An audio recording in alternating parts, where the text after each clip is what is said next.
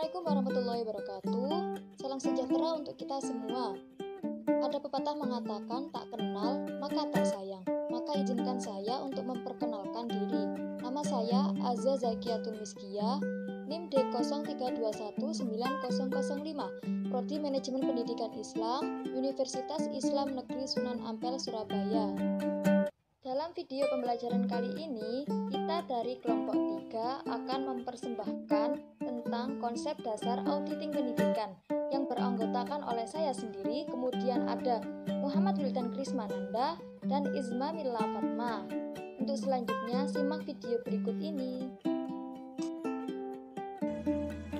Assalamualaikum warahmatullahi wabarakatuh. Perkenalkan teman-teman semua, nama saya Muhammad Wildan Krismananda dengan NIM D93219087. Saya seorang mahasiswa aktif semester 4 dari Prodi Manajemen Pendidikan Islam, Fakultas Tarbiyah dan Keguruan UIN Sunan Ampel, Surabaya. Kali ini saya akan mereview tentang pengertian konsep dasar audit dari mata kuliah auditing pendidikan yang diampuh oleh Bapak Salim selaku dosen mengampu. Ya, tak perlu panjang lebar. Kali ini saya akan bahas tentang pengertian audit. Apa sih itu audit? Audit adalah sebuah proses yang terlaksana secara sistematis dan objektif guna mendapatkan evaluasi bukti mengenai pernyataan perihal tindakan dan transaksi bernilai ekonomi atau nominal biasanya, untuk memastikan tingkat kesesuaian antar pernyataan tersebut dengan kriteria yang telah ditetapkan serta mengkomunikasikan hasilnya dan para pengguna yang berkepentingan. Menurut Lawrence Sawyer, internal audit adalah suatu fungsi penilaian independen yang dibentuk dalam suatu organisasi untuk mengkaji dan mengevaluasi aktivitas organisasi sebagai bentuk jasa yang diberikan bagi organisasi. Di audit dalam pendidikan merupakan suatu hal yang penting karena digunakan untuk mengkomparasikan fakta lapangan dan standar yang telah ditetapkan oleh suatu lembaga penjamin mutu. Selain itu, hasil audit juga berguna sebagai laporan pada pihak manajemen dalam melakukan peningkatan mutu pendidikan. Lanjut ke slide yang kedua tentang tujuan audit.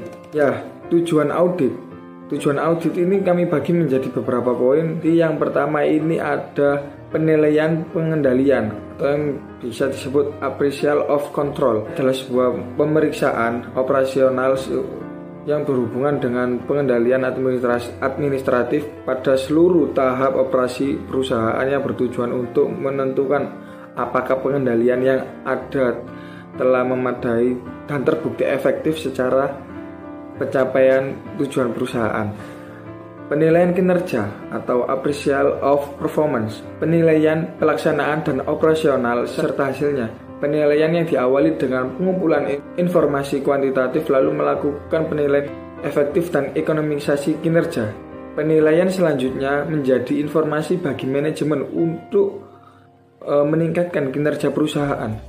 Yang ketiga, membantu manajemen, assistant of management.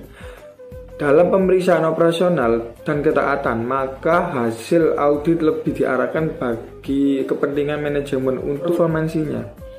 Dan hasilnya merupakan rekomendasi-rekomendasi atas perbaikan yang telah dilakukan oleh pihak manajemen.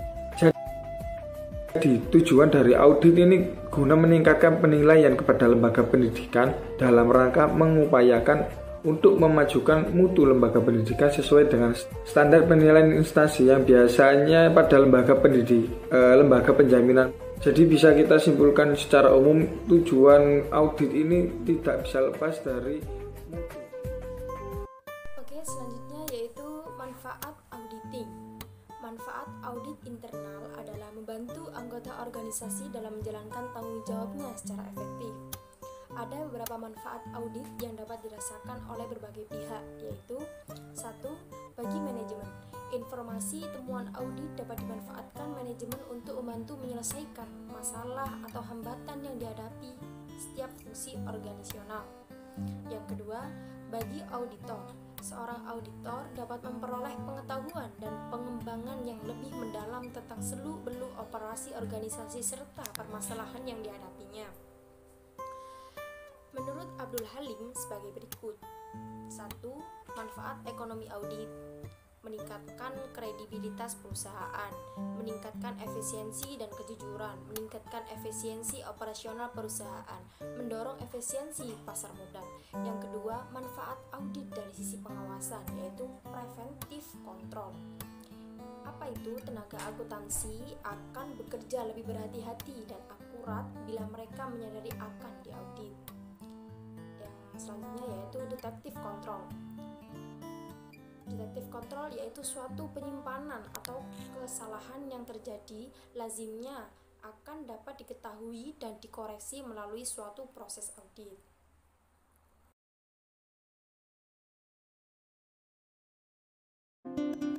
Materi selanjutnya yaitu tentang sasaran auditing pendidikan. Dalam sebuah auditing pendidikan akan ada sasaran atau kegiatan-kegiatan yang dilakukan dalam auditing pendidikan. Salah satunya yaitu dilakukannya penjaminan mutu. Dalam penjaminan mutu tersebut akan ada evaluasi dan dalam evaluasi tersebut sudah ada landasan atau pedoman untuk dijadikan penilaian atau evaluasi sebuah lembaga pendidikan. Yang pertama yaitu tentang pengendalian substansi manajemen pendidikan. Ada beberapa aspek yang harus diperhatikan, yaitu ada 5 aspek. Yang pertama ada kurikulum dan pembelajaran, yang kedua ada peserta didik, yang ketiga ada sumber daya manusia, yang keempat ada pembiayaan, dan yang kelima ada sarana dan prasarana. Yang kedua ada proses pengendalian manajemen pendidikan.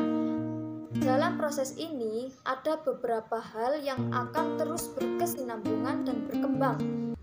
Dan dalam melihat ini dibutuhkan pengendalian manajemen pendidikan, bisa dalam melakukan pemantauan, pengukuran kinerja